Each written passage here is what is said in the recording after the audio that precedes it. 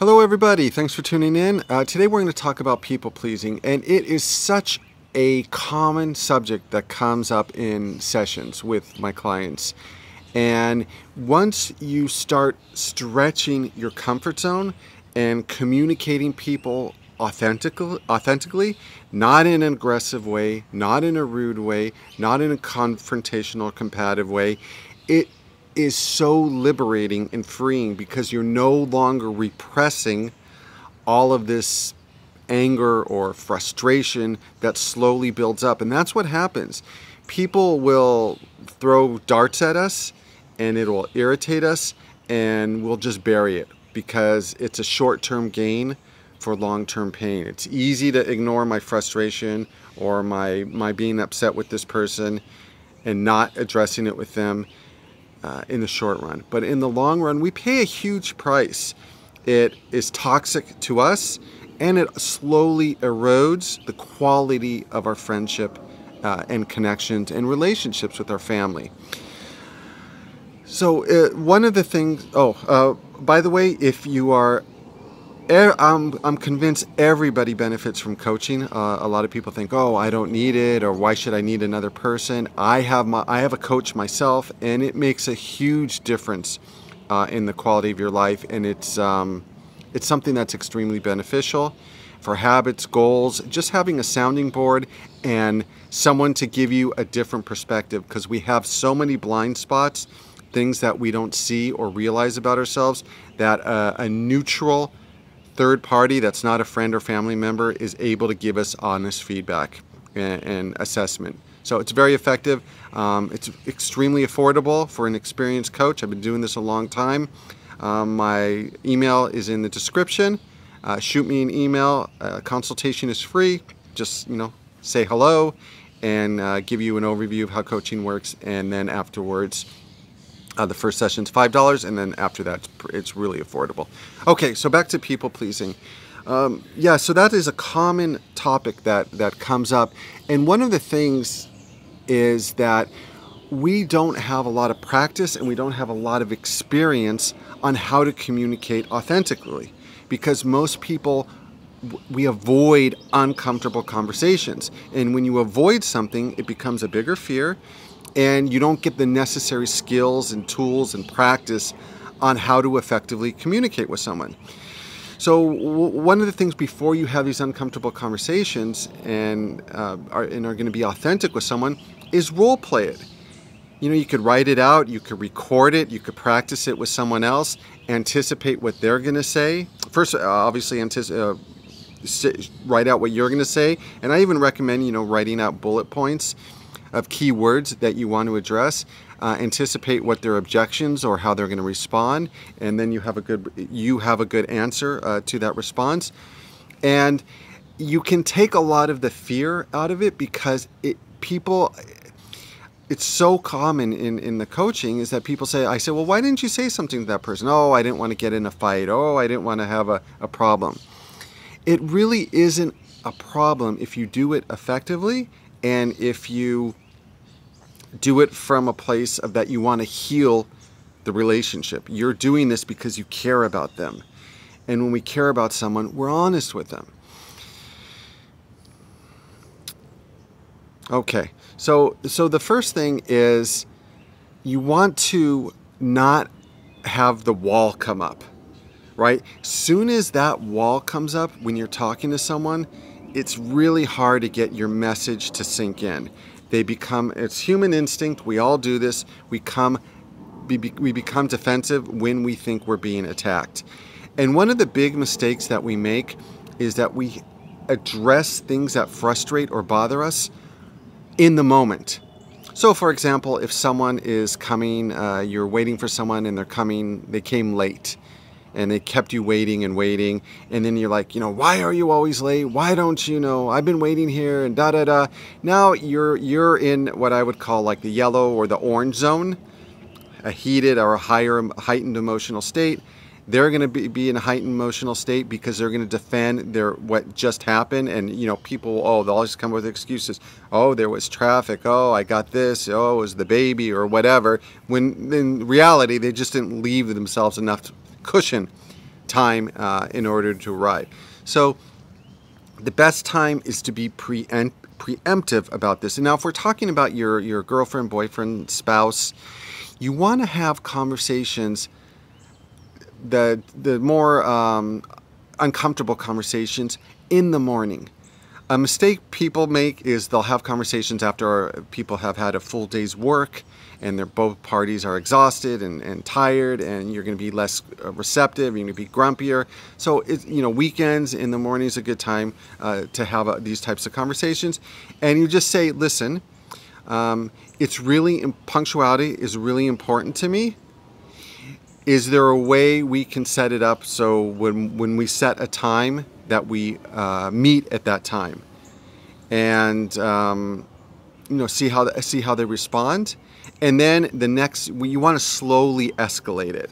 So if they come late again, you can say, okay, from now on, I'd like for you, or for next time, I'd like for you to send me a text message when you're leaving, so I know. Or however you want to set it up. Hey, we talked about this before, and you were late again, and I was doing something that I had to do, and I left here to come early, and I feel disrespected of my time.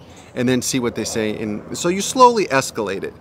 And then I've had it gotten to the point where I've done that, and then the third time I say, listen, I'm waiting here, I'll wait 5 minutes for you. If you're not there, I'm leaving. And I've done that, and I've left.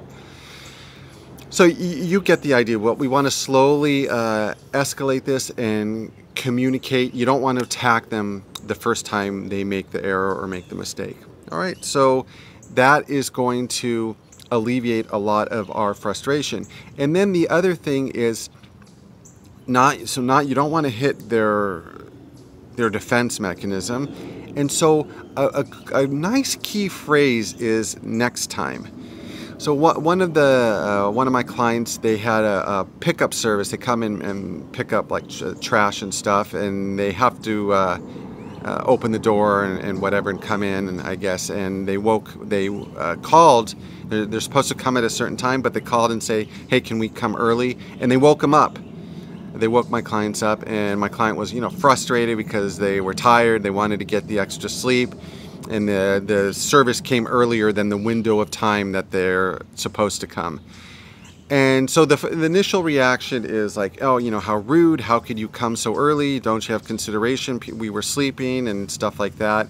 And that's going to create some antagonism and trigger the other person's defense mechanism.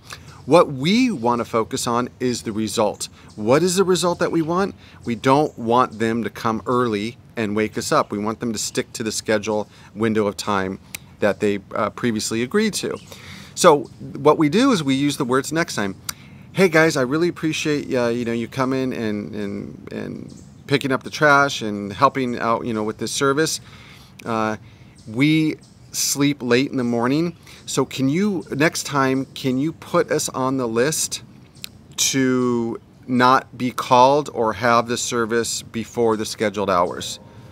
Bam, done. And now there's really no confrontation, and they're receptive, it's noted, and it's easy. And then you don't feel as apprehensive about having that type of conversation, because you find a way to deliver the message and in a respectful way, a gentle way that gets the result. So focusing on the result that you want. And I love a quote by Tim Ferriss. He says, our success in life is in the direct proportion, I'm probably butchering the quote somewhat, but it's in direct proportion to the number of uncomfortable conversations that we have. And that is really a powerful thing. You'll see my clients, we will actually track it. We keep a log. We keep a running log of their successes, of uncomfortable conversations they have in the day, and that could be assertive, sending food back, or making a complaint if you don't feel like you're getting good service somewhere, speaking to the manager. It could be setting boundaries with bosses if they feel like they're constantly dumping work on you, they're pushing you too hard. You can set a boundary there. It's especially with family and friends. So I always use this quote in coaching, is that we teach people how to treat us. If people are not treating us in the manner and way that we want, it's our responsibility to retrain them. And a lot of things that takes time to recondition ourselves is not playing the victim anymore, because it's so easy to say, oh, this person's so inconsiderate, this person's so rude, and this person really upset me.